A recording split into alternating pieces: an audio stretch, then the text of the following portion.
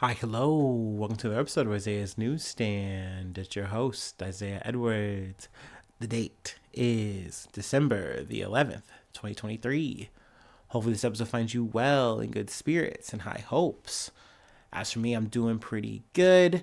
Today was a nice Monday, back a full official day at work. Excuse me. Let me tell you about a story that apparently took place, an event that happened while I was not here. A few people have come to me and told me.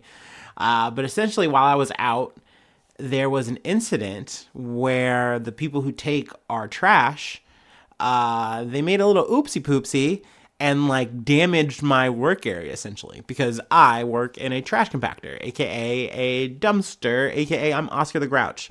So yeah, I am I'm being told that I guess when they were backing up the dumpster into the compactor, it's like kind of like I almost want to say mounting it. Like you guide it into the rails and it just like connects in, and then you like ratchet it in. That's how it gets done. So I guess they did a little bit too much gusto, maybe missed the mark, something like that, and they just rammed in the compactor itself and like rippled in the wall. And like you can kind of see it. It's like almost hard to tell, but it's almost like someone tried to like punch it in from the outside, but it's almost like someone tried to crumple a can in. That's what it really looks like. But I guess the controversy really ensued when the people who contract, who take the trash or whatever, they also technically own the dumpster. It's a long story. Essentially, we rent it to them and recycle the cardboard, but we still pay them each pickup. Complicated. But they were trying to say that no. This looks like you guys did it. Like your guys' own equipment did this to the machine, to the compactor. And everyone was like, nah, man, that's not what went down. Like, clearly you guys did it. Fix it. So luckily there's been no problems or anything like that. I mean, I even went in Saturday, didn't even notice there was an issue or anything had transpired. But I went out after I had filled up the crusher before I left, and I was like, oh shit, sure enough, it looks like someone just like dinked the fucking trash compactor itself. Probably just being a little too frisky, a little too eager, with it. So yeah, that happened while I was out. Let's see. Back to more current things though. Food corner. I made a super dope, awesome pizza that I am so proud of. Now I gotta say, I got the inspiration from Mellow Mushroom. Technically, I guess Pies and Pints too, because they made a whole loaded potato pizza, which was literally like it was pizza like potato dough that they used, and then I think they put potatoes on it. It was amazing. They don't make it anymore. R.I.P. That was an amazing pizza. But I was looking on Mellow Mushroom and I saw that they were selling like a limited time kind of thing, a potato pie, a potato pizza pie. And I was so enamored by it and I was gonna go and get one. And my frugal fucking poor ass was like, you know what? Fuck it. No, I'll make that shit at home. I know I can make this shit. So I got all the ingredients and I made a chorizo and potato pizza, y'all. That shit was so fuego, it was so good. And I gotta add. I also did barbecue sauce instead of red sauce. So ooh, it was just hitting. Plus, I added some red onions. I added some banana peppers. Put some like red pepper flakes on there. So ooh, it was so good. I was so happy with myself. I was so pleased. I was oinking. So yeah, that's me. Plus, I feel like I'm feeling really good. It feels like I'm back in a big way right now, and I'm really loving that for me. So clap it up for that. Yay. Gosh, I wasted a lot of time just talking about my own bullshit. So let me take my startup, and then we will get into some fucking news. Also, I'm just in a generally good mood. Like I like work was really good to me today, and we're doing one of those things where we're taking like positive stock in life, and I'm feeling positive. I'm feeling good about it. So that's nice. That's good. Cause what a fucking year. I know I said this at the top of the month. I know I'm gonna get really wistful and nostalgic in and out of some episodes. This is just one of those moments, just one of those days. So yeah, knock on wood. I hope we keep this going. I hope we keep the positivity train rolling through this month into the next month. Because God damn it, I know I needed it. I'm sure y'all need it too. So I'm trying to spread that around, you know?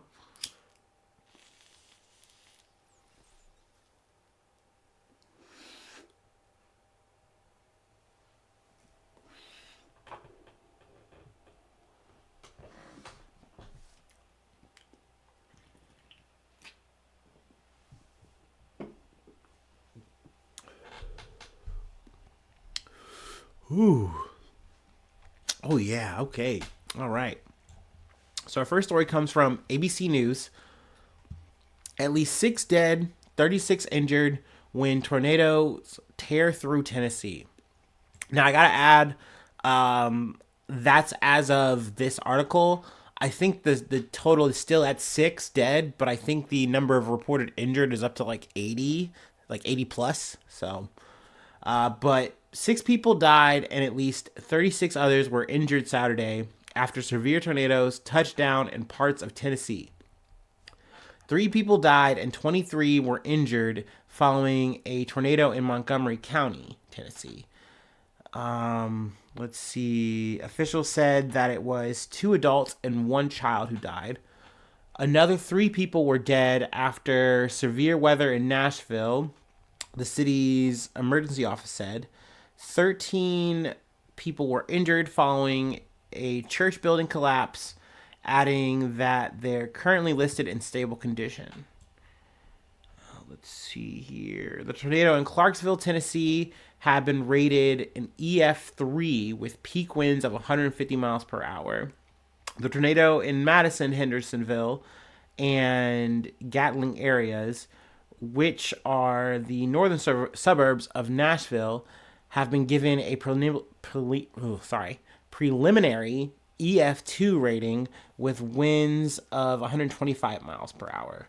The enhanced Fujita scale goes from 0 to 5 and rates tornadoes based on estimated wind speeds and related damage. So obviously very unfortunate. I believe these tornadoes took place Saturday. I know there's just a lot of bad weather throughout the weekend. I know you guys maybe, you listened to the previous episode. I talked about, fucking getting rained on in Cincinnati. I know that there was bad rains, and I think in like Kentucky, but yeah, like Kentucky to Louisiana, all over. So it was pretty rough ride. Obviously, condolences to the family. I know this, like, when it comes to natural disasters, there's nothing that you really can say or angle to really say, like, well, what can we learn from here? What can we really grow from here? I mean, there are sometimes, thinking of Katrina, shit like that. But, no matter what, the takeaway is always fucking hard and, it's very upsetting. But, you know, there was that. That happened. Now, we're going to be zigzagging around for this episode. We're going to hit the international airways.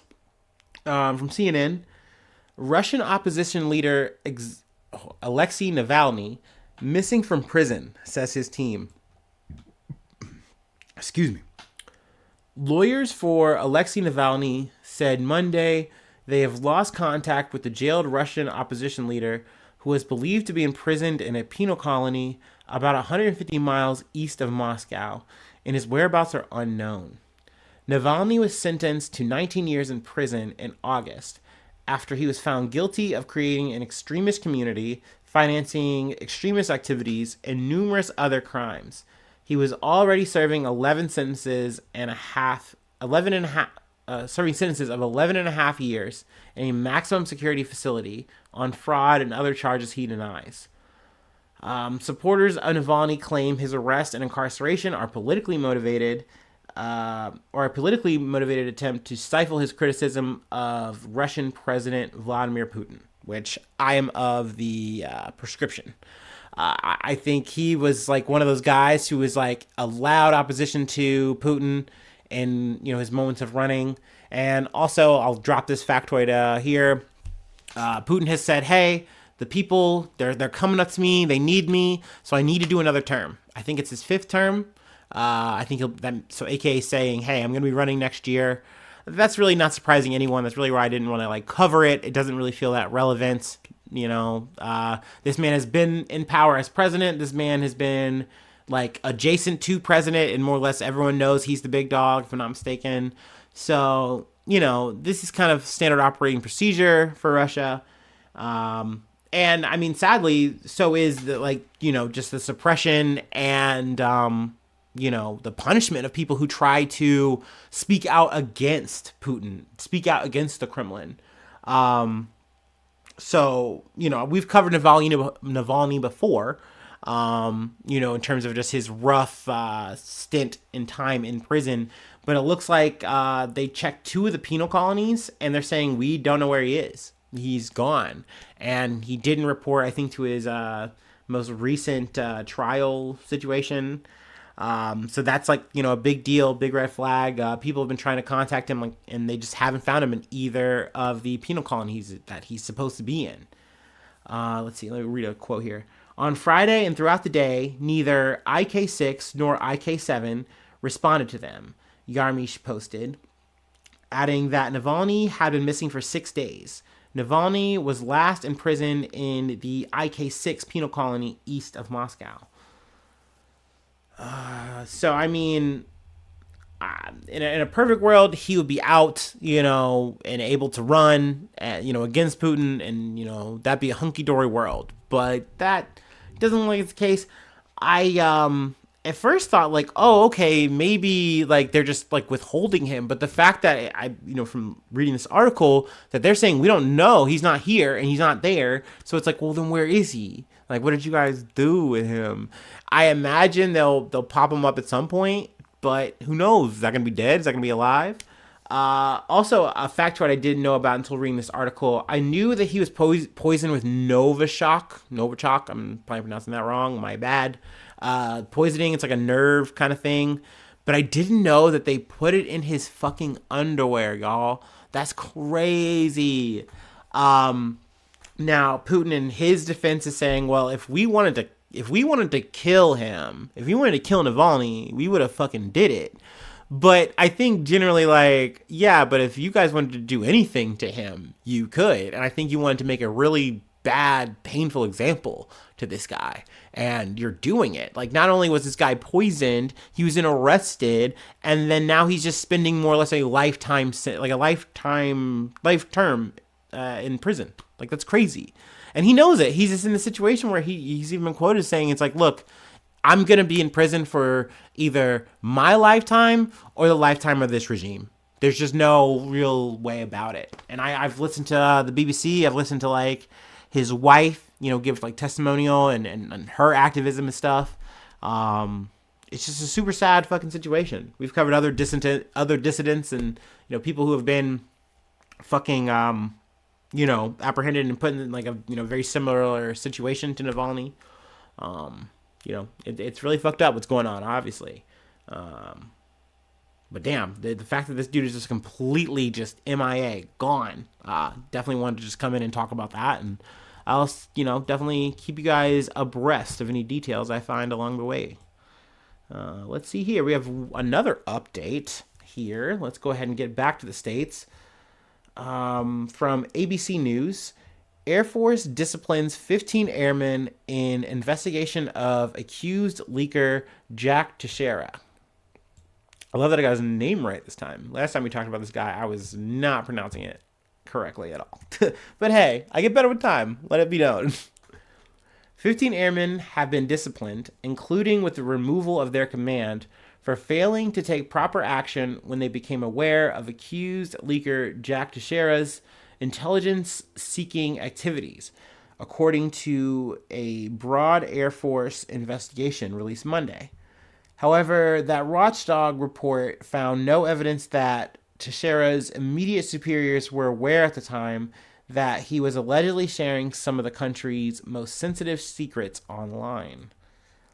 Instead, the report details a pattern of lax oversight by Air Force officials at Teixeira's base that indirectly contributed to his alleged ability to gather and then leak classified documents without being caught, even as other airmen knew he was improperly accessing the sensitive materials, which went beyond his duties in IT, the report states.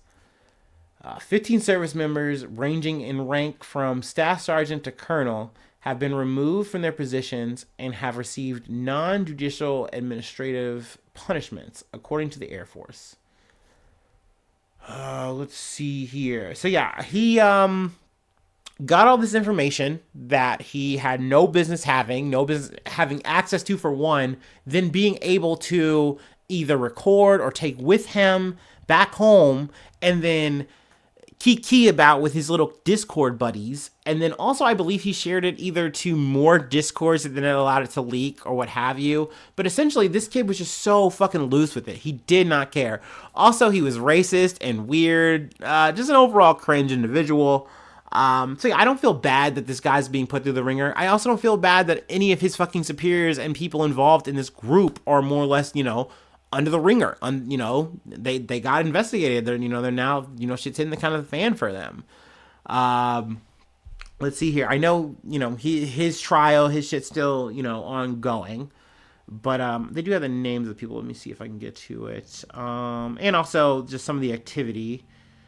Around July or August of 2022, Teixeira was observed viewing intelligence content on top secret websites, according to the new report.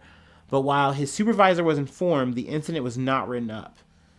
In September of 2022, a unit member spotted Teixeira again viewing intelligence products and saw him writing information on a post-it note. The report states. Teixeira was told to shred it, but investigators said it was never verified what was written on the note or whether it was shredded, which that's bad. Let's see. I wanted to get to the names of the people, at least a couple of the names. Colonel Sean Riley of the 102 or the 102nd Commander received administrative action and was relieved of command for cause. And Enrique Davalo, a commander of the 102nd Intelligence, Surveillance, and Reconnaissance Group, received administrative action for concerns with unit culture and compliance with policies and standards. The 102nd Intelligence, Surveillance, and Reconnaissance Group was taken off mission when Teixeira was discovered as the suspected source of the leaks. The group's mission remains reassigned to other organizations within the Air Force. So yeah, that's where we'll leave that story. A big L for our intelligence community that literally a baby-faced teenage-looking motherfucker was just giving up secrets for free. Like, he wasn't even doing this to be a spy or whatever. He just wanted to brag to his homies. He just wanted to look hard to his friends. And once again, just be really weird and racist online. So, yeah, hey, good for all the parties involved there. Let's go on to our last beat, our last story. We're going to keep it in the States. But yeah, let me take my break, and then we will put a pin in this, put a nail in this, whatever.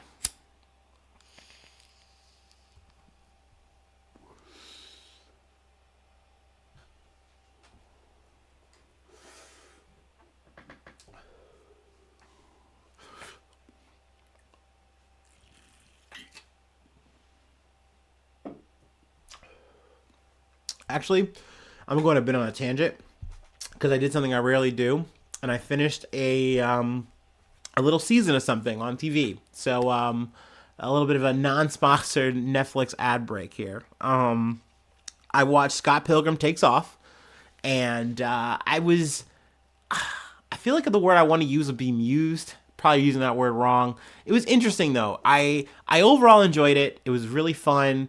I'm a big Scott Pilgrim fan. Actually, every time I look up while I'm podcasting, I have the graphic novels on my little bookshelf. It's like one of my little favorite things. I will always remember getting a little baked with my friends and going to see the movie opening night, and that was a good time. Definitely in my top 5 movies. I don't care, problematic, whatever. Yeah, so big fan. Watching the Netflix thing, I don't know, maybe faux spoilers here, but interesting what they did. It was different.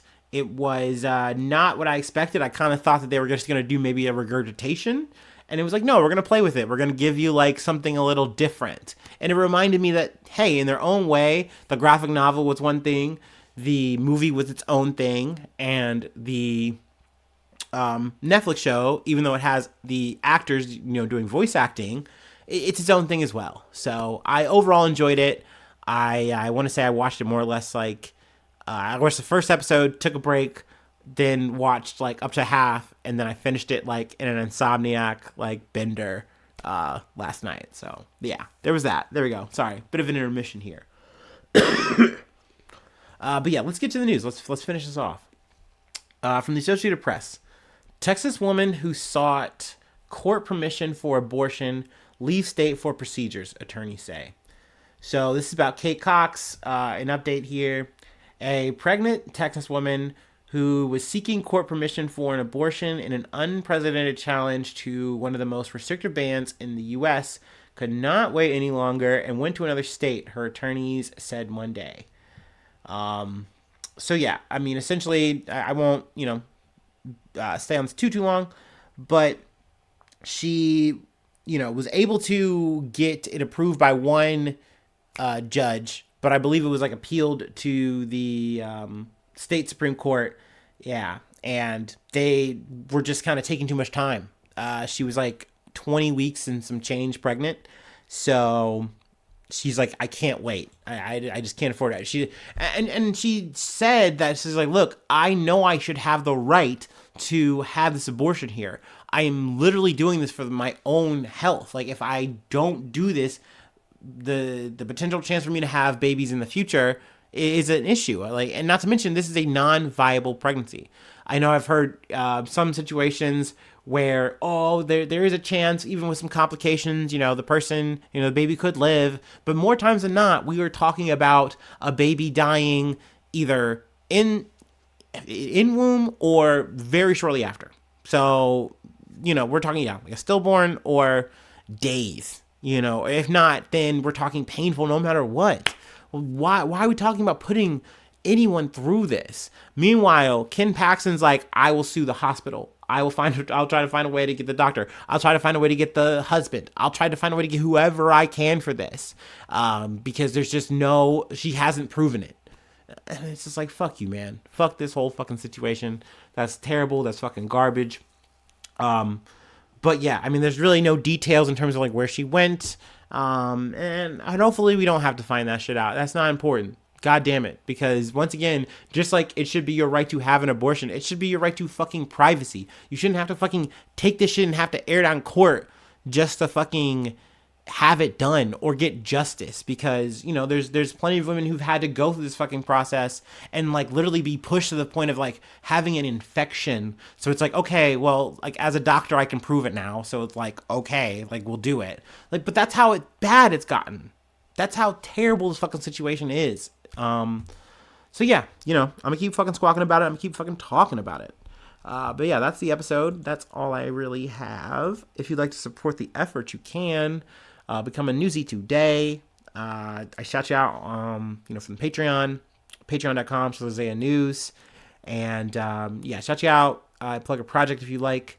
Let's see here. IsaiahNews1@gmail.com. All the socials, you can find me there. Hit me up, hit the podcast up. Hopefully you subscribe to the YouTube. That helps out a ton. Thumbs up on any of the episodes. And comments are cool. And reviews are cool. And feel free to do that on whatever platform you're listening on. So yeah, that's the episode. Thank you so much for tuning in. Thank you so much for being a friend. And hopefully I see you soon for some more good news. I love ya. Bye-bye. Mwah.